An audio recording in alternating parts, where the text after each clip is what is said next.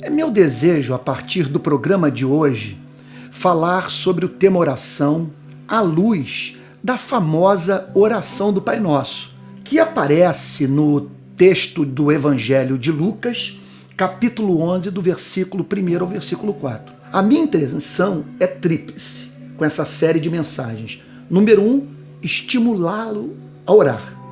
Número 2, apresentar a você o conteúdo da oração cristã, os itens que devem constar, sabe, nessa nossa relação com Deus através da ação de graça, através do louvor, da adoração, da súplica, da confissão.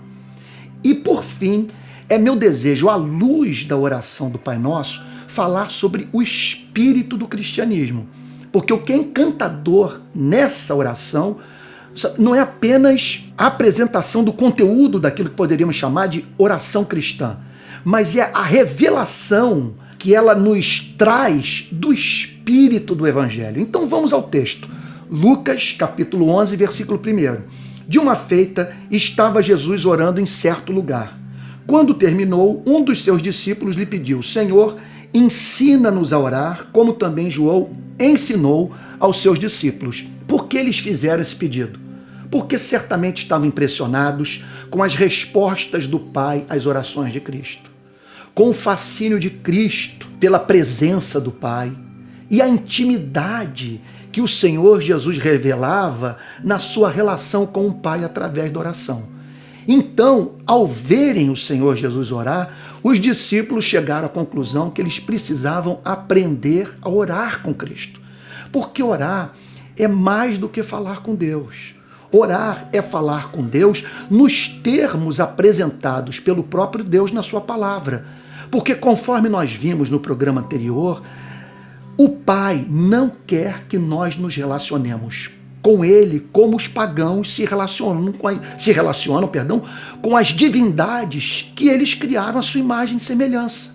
E muitas vezes, portanto, essa gente é encontrada praticando aquilo que não faz o mínimo sentido em razão do conceito de Deus que estabeleceram para si mesmos. E o texto, portanto, diz assim, versículo 2, então ele os ensinou, quando orardes, quando vocês sentirem saudade de Deus, quando desejarem estar na sua presença, separar um final de semana, uma noite, um pedaço do dia para estar na presença do Pai.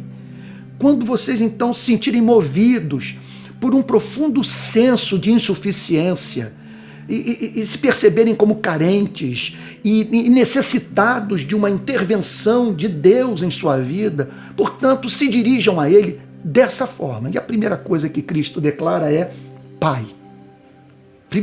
A oração, portanto, cristã começa com meditação.